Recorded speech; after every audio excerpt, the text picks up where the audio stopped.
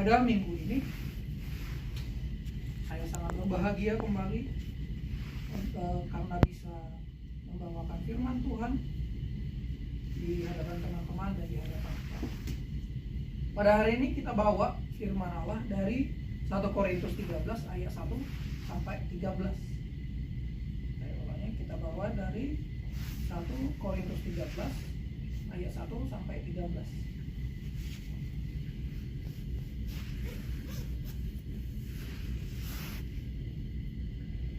1 Korintus 13 ayat 1 sampai 13, yaitu tentang kasih. Kita baca secara responsori ya. Saya baca ayat yang ganjil dan teman-teman semuanya ayat yang genap. Kasih. Sekalipun aku dapat berkata-kata dengan semua bahasa manusia dan bahasa malaikat, tetapi jika aku tidak mempunyai kasih, aku sama dengan gong yang berkumandang dan canang yang gemerincing. Sekalipun aku mempunyai karunia untuk bernubuat dan mengetahui segala rahasia dan memiliki seluruh pengetahuan, dan sekalipun aku memiliki iman yang sempurna untuk memindahkan gunung, tetapi jika aku tidak mempunyai kasih, aku sama sekali tidak berguna.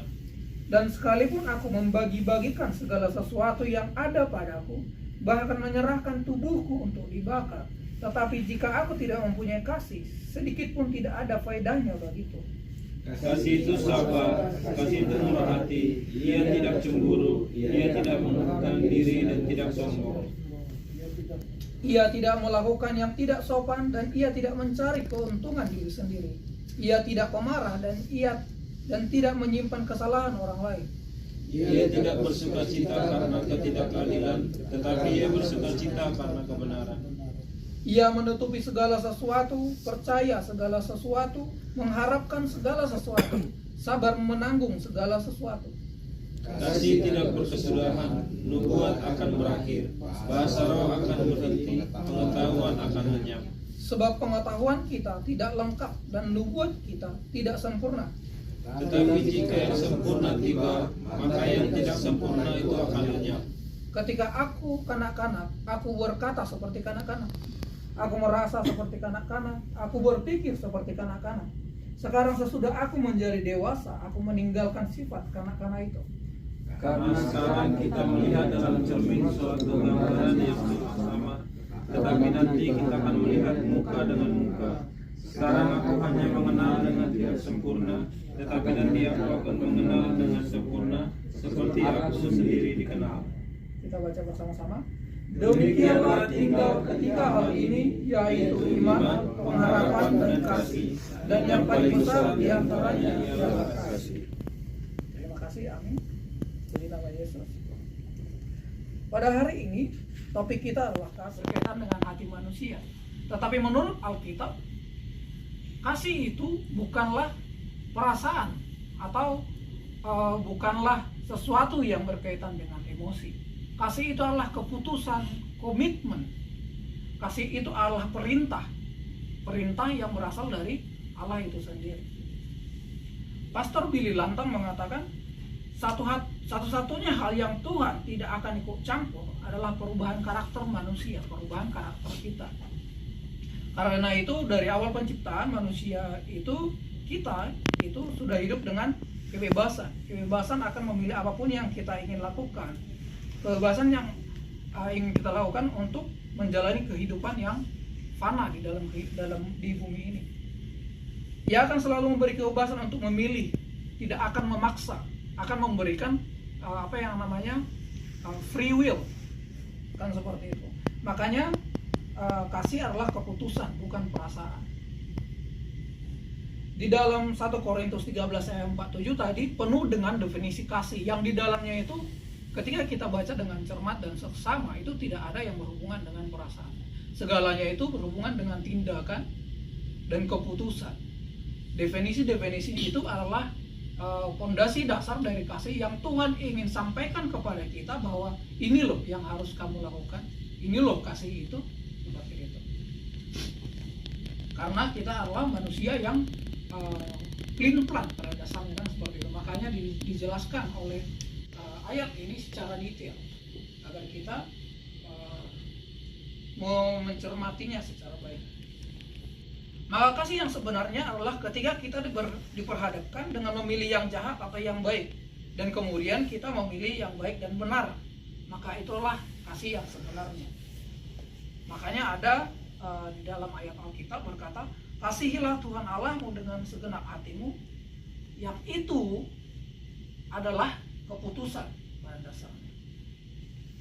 Jadi tidak ada kasih Tuhan itu, kasih yang baik itu, kasih yang benar itu tidak tergantung oleh emosi kita, karena emosi dipengaruhi oleh suasana kehidupan kita. Sedangkan suasana kehidupan kita, atmosfer kita itu bersifat fana, bersifat sementara, temporary.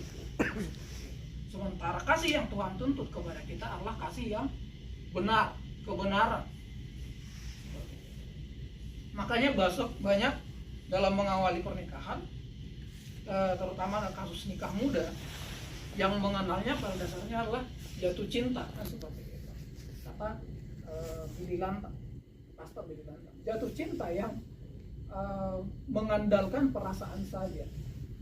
Sementara jatuh cinta itu penuh dengan emosi yang mudah terusik, dan jatuh cinta itu adalah perasaan. Itu yang membedakan manusia yang mengenal Kristus dan manusia yang tidak mengenal Kristus. Ini salah satunya.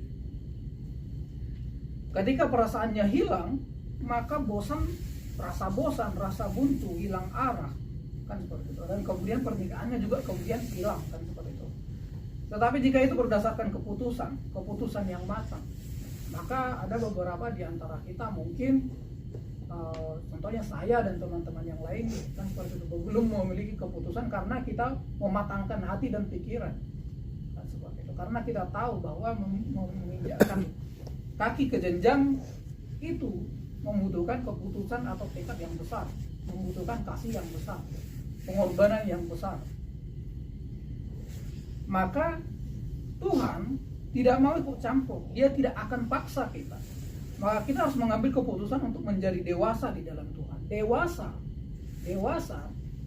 itu mengarah atau menuju ke mengambil keputusan. Ketika seseorang mampu mengambil keputusan, seperti bos-bos kita di dalam kapal ini yang punya jabatan-jabatan yang lebih tinggi dari kita, setiap harinya mereka diberikan kewenangan untuk mengambil keputusan karena dianggap sudah dewasa di dalam bidang tersebut.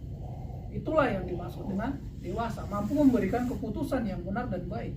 Di dalam rohani, di dalam Tuhan, itu kita sebut pengambilan keputusan itu harus, kasih itu harus didasari dengan pengambilan keputusan tersebut. Makanya kita bisa disebut dewasa. Ketika kita plan, ketika kita selalu bermanuver ke kanan dan ke kiri, maka seperti hari ini kita berkumpul, kita belajar kembali untuk menjadi lebih dewasa dan mengambil keputusan yang baik dan benar menurut Alkitab, menurut Allah, dan kita berpegang teguh pada keputusan tersebut. Makanya kasih yang terbesar di dalam kehidupan kita, mulai dari awal penciptaan sampai akhir penciptaan pada hari ini, itu ada ketika atau digenapkan ketika perjanjian baru ada, yaitu ketika Tuhan Yesus Kristus turun ke bumi. Allah sendiri turun ke bumi sebagai dalam wujud manusia. Kasih yang Dia tunjukkan adalah kasih yang tiada batas. Bayangkan Allah yang tak terbatas membatasi dirinya, kalau kata Mary Emmanuel, ya, Pastor Mary Emmanuel, membatasi dirinya, limit himself to be human being, to feel human feelings, kan seperti itu. Merasakan bagaimana sakitnya perasaan manusia dan melebihi sakitnya perasaan manusia. Ia mengorbankan dirinya untuk dosa manusia, mengorbankan dirinya untuk sesuatu hal yang kesalahan-kesalahan yang ia tidak lakukan. Makanya disebut dengan kasih agape. Ada di 1 Korintus 13 ayat 4-8. Agape, kasih yang sempurna. Maka Tuhan Yesus mewujudkan kasih ini dengan mengorbankan dirinya untuk menebus umat manusia.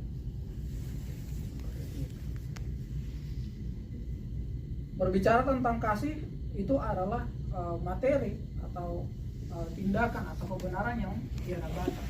Karena Tuhan Yesus sendiri adalah bentuk sempurna dari kasih itu sendiri. Makanya di dalam perjanjian baru, dari sekian banyak kata di perjanjian baru itu semuanya didasarkan pada karakter dan kehidupan Yesus Kristus, agar kita bisa meniru dengan cermat dan detail seperti itu. Maka bolehlah kita hari demi hari, waktu demi waktu termasuk sendiri. Kita belajar kemudian bagaimana kasih itu harus diterapkan dalam kehidupan sehari-hari per detail, tetap mempelajari kasih itu, terutama kita sesama saudara seiman. Ada 3 kasih yang saya tadi cari, ada 3 kasih. Yang pertama di 2 Yohanes 1 ayat 6, itu kasih adalah perintah isinya, dan inilah perintah itu, yaitu bahwa kamu harus hidup di dalam kasih sebagaimana telah kamu dengar dari mulanya. Kemudian kasih adalah pilihan di 1 Korintus 14 ayat 1. Kejarlah kasih itu dan usahakanlah dirimu memperoleh karunia-karunia roh, terutama karunia untuk bernubuat, seperti yang kita lakukan pada hari ini. Kemudian kasih adalah komitmen bahwa Allah adalah kasih. 1 Yohanes 4 ayat 16, bahwa Allah adalah kasih, dan barang siapa tetap berada di dalam kasih, dia tetap berada di dalam Allah dan Allah di dalam dia. Seperti itu. Jadi sebenarnya kasih itu adalah background dari Allah itu sendiri. Dari dasar awal penciptaan, karena Allah adalah bagian terbaik, bukan bagian Allah sepenuhnya, berasal dari sesuatu, segala sesuatu yang benar dan baik. Maka seluruh hidup kita juga harus